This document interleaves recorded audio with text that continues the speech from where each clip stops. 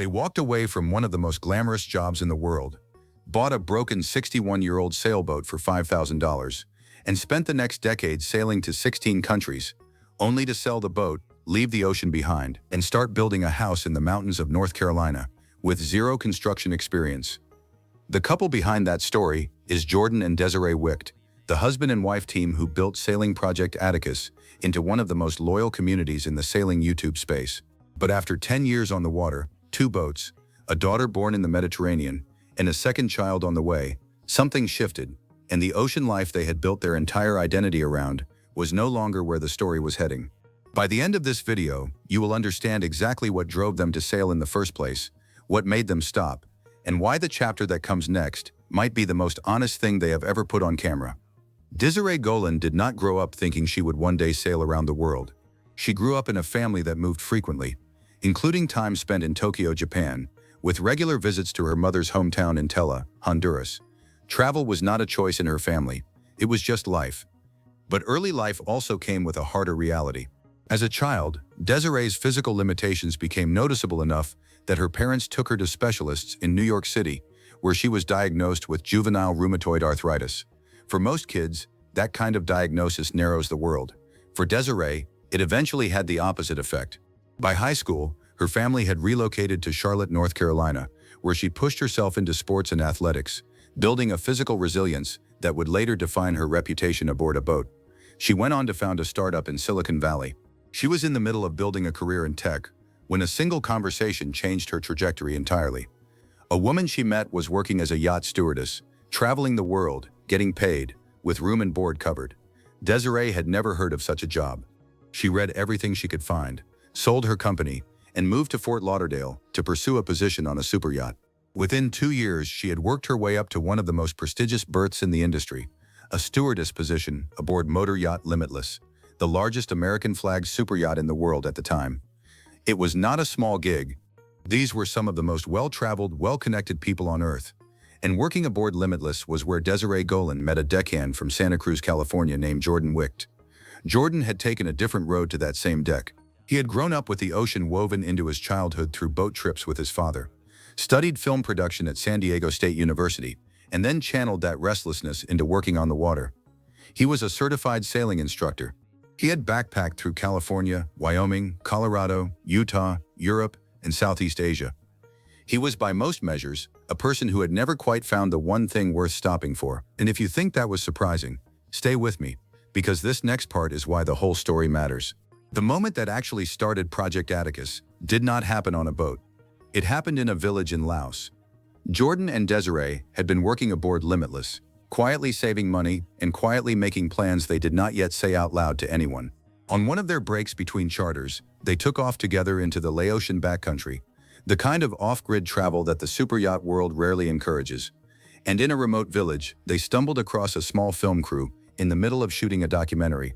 They watched those filmmakers work. They stood there and observed what it looked like to build something real, something that captured the world and shared it with people who had never seen it. Jordan had studied film. Desiree had spent her career in marketing and building brands from scratch.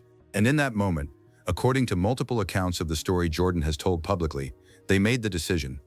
They were going to sail around the world, and they were going to document every second of it. They went back to the boat. They kept their plans quiet. They saved everything they earned and said almost nothing to their captain about what they were building toward.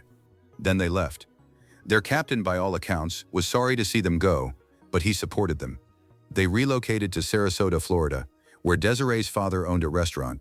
From there, they drove down to Key West and bought a 1963 Allied Seawind, a 30-foot ketch that had the historical distinction of being the first fiberglass sailboat to ever circumnavigate the globe. They paid $5,000. The boat needed everything. Most people who know this story stop here. But the real story starts right now. The boat they named Atticus was not ready to cross anything. It was a project in the truest sense, a vessel that required 2 years of near full-time labor before it was safe to move under its own power. Jordan wrote about this period in detail for Cruising World magazine. He described lying contorted inside the engine compartment in the Key West heat, trying to align a 25-horsepower Beta Marine diesel engine while Desiree worked a grinder on the hull outside. They cooked dinner under a tarp strung between the bow and a chain-link fence. It was unglamorous, physically punishing work.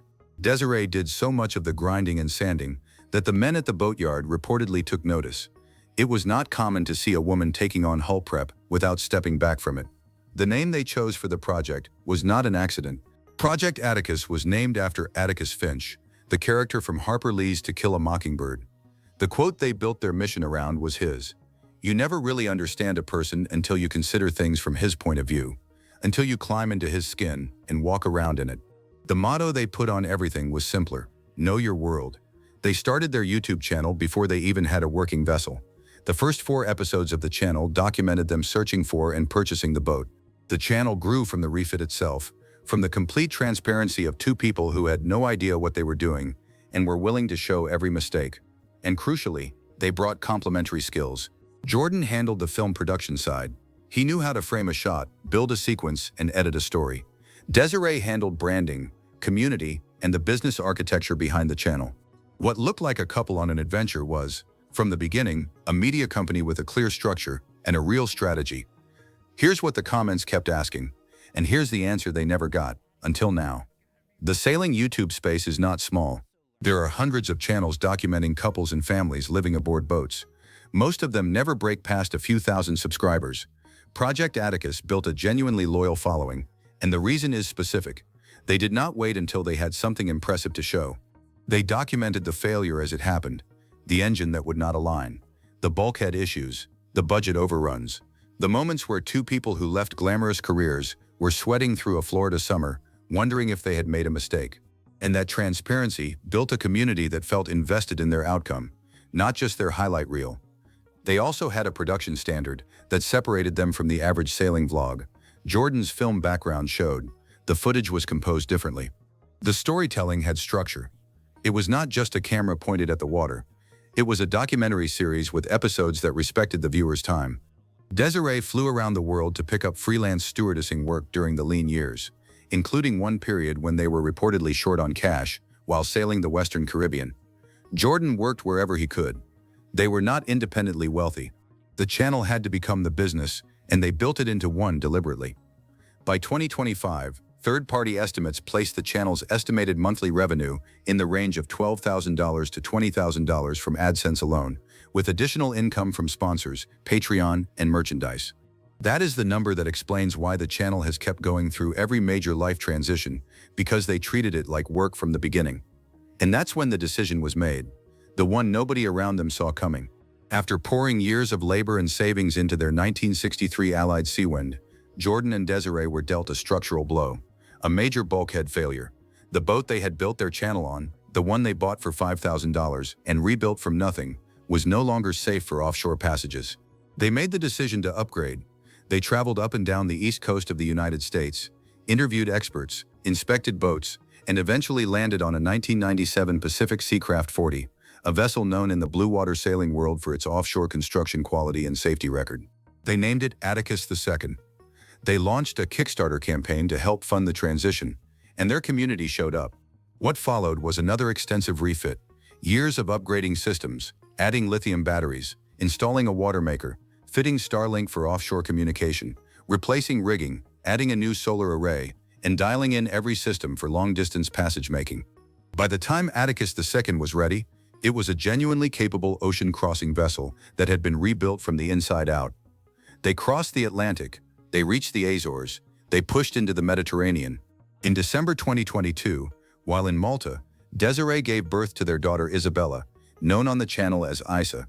She became the newest and smallest crew member, born at sea in a country neither of her parents grew up in. Their dog Oso, who had been with them for years, completed the crew. The Mediterranean leg of the journey is some of the most visually stunning footage the channel has produced. They explored 16 countries across a decade on the water. They reached a place that very few sailing YouTube channels ever reach, a genuinely global audience watching a genuinely global journey. At this point in the story, most people walked away.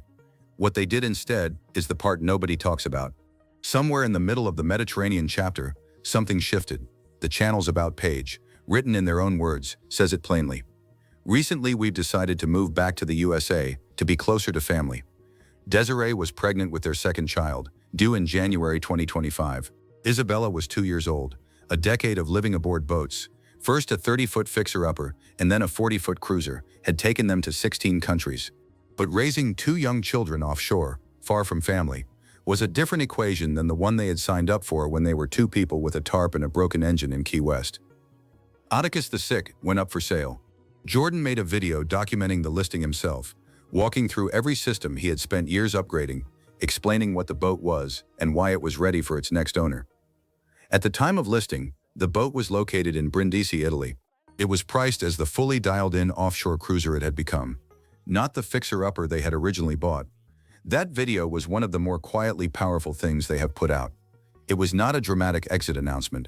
It was a person who had spent years building something, walking a stranger through it with care, because he respected what it had taken to get it there.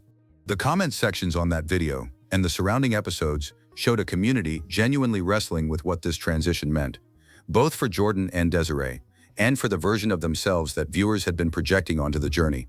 And if you think that was surprising, stay with me, because this next part is why the whole story matters.